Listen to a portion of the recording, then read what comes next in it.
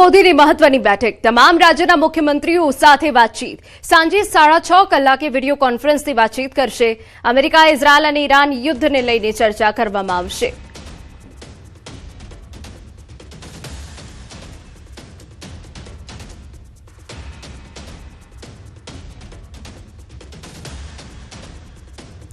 સમાચાર દાહોદમાંથી ગરબાડા ચોકડી પાસે હિટ એન્ડ રનનો બનાવ બન્યો. એક્ટિવા પર દારૂ લઈને જતા યુવકને અકસ્માત નડ્યો. ઘટનામાં એકનું મોત, એક વ્યક્તિ ઘાયલ થયું છે. અજાણ્યા વાહનને ટક્કર મારતા અકસ્માત સર્જાયો. અકસ્માત બાદ રસ્તા પર દારૂની રેલમછેલ જોવા મળી. ઘાયલોને સારવાર અર્થે હોસ્પિટલ ખસેડવામાં આવ્યા હોવાની વિગત. અજાણ્યા વાહનને ટક્કર મારતા અકસ્માત સર્જાયો હોવાની વિગત છે. ગરબાડા ચોકડી પાસે હિટ એન્ડ રનનો બનાવ બન્યો છે અને આપણે જણાવી દઈએ કે એક્ટિવા પર દારૂ લઈને જતા યુવકને અકસ્માત નડ્યો. ઘટનામાં એકનું મોત થયું છે, જ્યારે એક વ્યક્તિ ઘાયલ થયો હોવાની વિગતો સામે આવી છે. અકસ્માત બાદ રસ્તા પર દારૂની રેલમછેલ જોવા મળી, કેમ કે આ જે ટક્કર વાગી છે તે ચાલક કે જે દારૂ લઈને જતો હતો અને તે દરમિયાન જ અકસ્માત નડ્યો છે. અજાણ્યા વાહનની અડફેટે એક્ટિવા પર દારૂ લઈને જતા યુવકને અકસ્માત નડ્યો, જેમાં તેનું મોત થઈ ગયું છે, જ્યારે એક વ્યક્તિ ઇજાગ્રસ્ત હોવાની પણ વિગતો મળી રહી છે. પોલીસ ઘટના સ્થળ પર પહોંચી અને તમામ વિગતો તપાસી રહી છે કે આ યુવકો ક્યાંના હતા અને શું વિગત હતી. અમારા સંવાદદાતા સૌરભ વધુ વિગતે વાત કરવા જોડાય છે. સૌરભ, પૂરી વિગત. જે ગરબાડા ચોકડી પાસે એક હિટ એન્ડ રનની ઘટના બની હતી, જેમાં એક્ટિવા ચાલક જે રાપડાલના યુવકોનું મોત નિપજવા પામ્યો હતો અને એક જે વ્યક્તિ છે તે ગંભીર રીતે ઇજાગ્રસ્ત હતો. જો કે એક્ટિવા ચાલક પોતાની એક્ટિવા ઉપર દારૂ લઈ જતો હોવાનું સામે આવ્યું હતું. અજાણ્યા વાહન ચાલકે જે એક્ટિવા ચાલકને ટક્કર મારતાની સાથે જે અકસ્માત સર્જાયો હતો અને એક્ટિવાના એક્સિડન્ટ બાદ જે કહી શકાય કે રસ્તા ઉપર દારૂની રેલમછેલ પણ જોવા મળી હતી. જો કે હાલ પોલીસ દ્વારા સમગ્ર તપાસ કરી લેવામાં આવી છે અને આ બંને યુવકો જે રાપડાલના હોવાનું સામે આવ્યું હતું, જેમાં એકનું મોત નિપજવા પામ્યું હતું અને એક ગંભીર રીતે ઇજાગ્રસ્ત થયો હતો. બિલકુલ, આભાર. તો એકનું મોત થયું છે અને એક ગંભીર રીતે ઇજાગ્રસ્ત થતા તેને સારવાર માટે ખસેડવામાં આવ્યું છે. સ્થાનિક સ્વરાજ્યની ચૂંટણી પહેલા ખેડાના રાજકારણમાં ગરમાવો આવ્યો. ભાજપ શાસિત ડાકોર નગરપાલિકા સામે શહેર ભાજપ પ્રમુખના જ ગંભીર આક્ષેપો. પૂર્વ પ્રમુખ બાદ હાલના શહેર પ્રમુખે કર્યા ભ્રષ્ટાચારના આક્ષેપ. વોટર એટીએમ મશીનને લઈ લાખો રૂપિયાના ભ્રષ્ટાચારના આક્ષેપ. 7 વોટર એટીએમનું ચૂકવણું કરી માત્ર 5 એટીએમ મુકાયાનો આક્ષેપ. વોટર એટીએમમાંથી અત્યાર સુધી પાણીનું ટીપું પણ ન આવ્યાનો આક્ષેપ.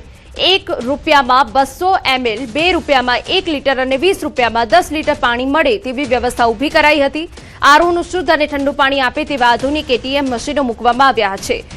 એટીએમને અત્યાર સુધી પાણીની લાઈન જ ન અપાઈ હોવાનો દાવો કરાયો. પાઇપલાઇનો માત્ર શોભાના ગાંઠિયા સમાન બની હોવાનો આક્ષેપ. અમારા સંવાદદાતા ઉમંગ વધુ વિગતે વાત કરવા જોડાયા છે. ઉમંગ, શું છે આખો એ મામલો? બિલકુલ ચોક્કસ મીના, જે પ્રકારે વાત કરવામાં આવે તો સુપ્રસિદ્ધ યાત્રાધામ ડાકોર ખાતે લાખો શ્રદ્ધાળુઓ ડાકોરના ઠાકોરના દર્શન કરવા માટે આવતા હોય છે. તેને ધ્યાને લઈ નગરપાલિકા દ્વારા પીવાના પાણીની સુવિધા માટેના વોટર એટીએમ કે જેને ₹1 10 લીટર અને ₹20 20 લીટર જેટલું પાણી, ઠંડુ પાણી પીવાનું મળી રહે તે વ્યવસ્થા કરવામાં આવી હતી. રૂપિયાની અંદર પણ પાણી લોકોને પીવાનું મળી રહે તે પ્રકારની વ્યવસ્થા કરવામાં આવી હતી. પરંતુ આ વ્યવસ્થાના પૈસાના નામે વ્યાપક ભ્રષ્ટાચાર થવાનું સામે આવ્યું છે, કારણ કે મશીન જે મૂક્યા છે ત્યાં કોઈ પણ પ્રકારની પાઇપલાઇન નથી, તેમજ કોઈ પણ પ્રકારની સુવિધા. વારંવાર આ મશીન જયારે ચાલુ થયા તેના બીજા દિવસે બંધ થઈ ગયા. તો કે સૌથી મહત્વની વાત અત્યારે એ સામે આવી છે કે સમગ્ર બાબતે ડાકોર નગરપાલિકામાં ભાજપનું શાસન છે, ભાજપ શાસિત નગરપાલિકા છે અને ભાજપના જે શહેર પ્રમુખ છે તેમના દ્વારા તમામ આક્ષેપો કરવામાં આવ્યા છે.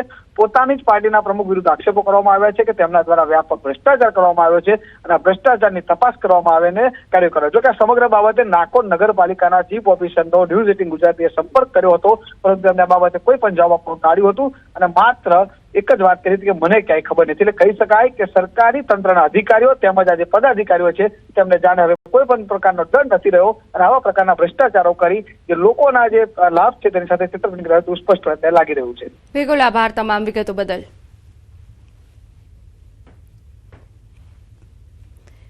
સમાચાર ગાંધીનગરમાંથી માણસામાં અકસ્માતમાં એકનું મોત થયું હોવાની વિગત. ઓવરટેક કરવા જતા અકસ્માત સર્જાયો. બાઇક સ્લીપ થતા ચાલક ટ્રક નીચે કચડાયો. અકસ્માતમાં બાઇક ચાલકનું ઘટના સ્થળે જ મોત થયું. અન્ય એક વ્યક્તિને ગંભીર ઇજાઓ પહોંચી. અકસ્માતની ઘટના સીસીટીવીમાં કેદ થઈ હોવાની વિગત. તો ઓવરટેક કરવા જતાં જ અકસ્માત થયો હોવાની વિગત છે, જેમાં બાઇક સ્લીપ થઈ ગયું હતું અને આખી જે ઘટના બની છે સીસીટીવી ફૂટેજમાં કેદ થઈ ગઈ છે. માણસામાં અકસ્માત થયો છે, જેમાં એકનું મોત થયું છે અને એક વ્યક્તિ ઈજાગ્રસ્ત થયું છે. આપને સીસીટીવી ફૂટેજ બતાવી રહ્યા છે કે ઓવરટેક કરવા જતા સમયે જ અકસ્માત સર્જાયો છે. જો કે ઓવરટેકના કારણે પણ રાજ્યમાં વારંવાર આ પ્રકારના અકસ્માતોની ઘટના બને છે. અકસ્માતમાં બાઇક ચાલકનું ઘટના સ્થળે જ મોત થયું હોવાની વિગત સામે આવી છે. અન્ય એક વ્યક્તિ કે જેને ગંભીર ઈજાઓ પહોંચતા તેને સારવાર માટે ખસેડવામાં આવ્યો છે. સીસીટીવી ફૂટેજમાં સ્પષ્ટપણે જોઈ શકાય છે કે કેવી રીતે ઓવરટેક કરવા જતા મોત મળ્યું છે. વારંવાર રાજ્યમાં આ પ્રકારની ઘટનાઓ બને છે કે જેમાં ઓવરટેક કરવા જતા સમયે અકસ્માત સર્જાય છે.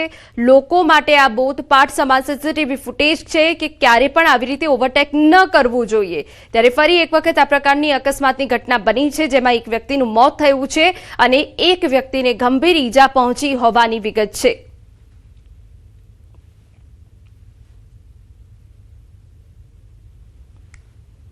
અમારા સંવાદદાતા ઋત્વિજ વધુ વિગતે વાત કરવા જોડાયા છે. પૂરી વિગત.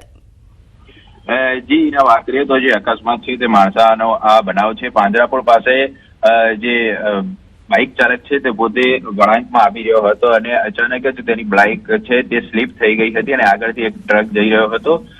જે બાઇક ઉપર સવાર બંને વ્યક્તિઓ છે તે નીચે પટકાયા હતા, જેથી જે ટ્રકના પાછળના વ્હીલની અંદર આવી જતા બંને વ્યક્તિઓએ ગંભીર ઈજા પહોંચી હતી અને આસપાસના લોકો દ્વારા તાત્કાલિક તેઓને સારવાર અર્થે નજીકની હોસ્પિટલમાં ખસેડવામાં આવ્યા હતા. જો કે સારવાર દરમિયાન એક વ્યક્તિ છે તેનું મૃત્યુ નીપજ્યું હતું. સમગ્ર ઘટના છે તે સીસીટીવી કેમેરામાં પણ કેદ થઈ હતી, પરંતુ જે પ્રકારે બનાવ સામે આવતા હાલમાં માણસા પોલીસ દ્વારા સમગ્ર મામલે ફરિયાદ નોંધીને આગળની જે તજવીજ છે તે શરૂ કરવામાં આવી છે. બિલકુલ આભાર. તો ફરિયાદ નોંધી વધુ તપાસ પોલીસ દ્વારા શરૂ કરાઈ છે.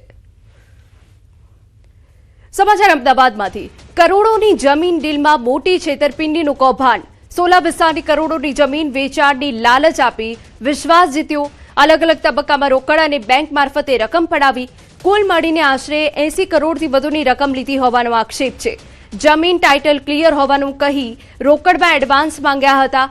ફરિયાદી અને ભાગીદારોએ આંગડિયા મારફતે મોટી રકમ ચૂકવી વારંવાર વાયદા કર્યા.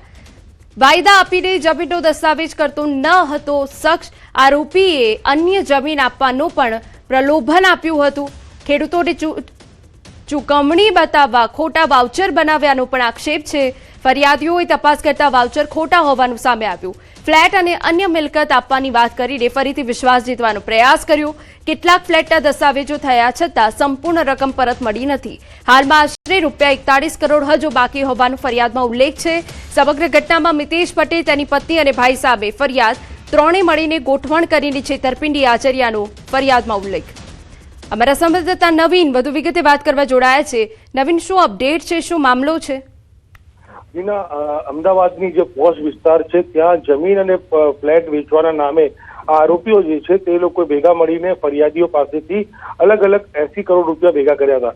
જો કે ત્યારબાદ વિવાદ ઉભો થતા આરોપીઓ દ્વારા કેટલીક રકમ એટલે કે 40 કરોડ જેટલી રકમ પાછી આપવામાં આવી, પરંતુ હજી પણ 40 કરોડથી વધુની છેતરપિંડીની ફરિયાદ અમદાવાદના જે EOW ઇકોનોમિક ઓફિસર વિંગ છે ત્યાં દાખલ કરવામાં આવી છે. આ તમે ત્રણેય મળીને અને જમીન અને ફ્લેટ આપવાના નામે છેતરપિંડી કર્યા હોવાનો આરોપ લાગ્યો છે.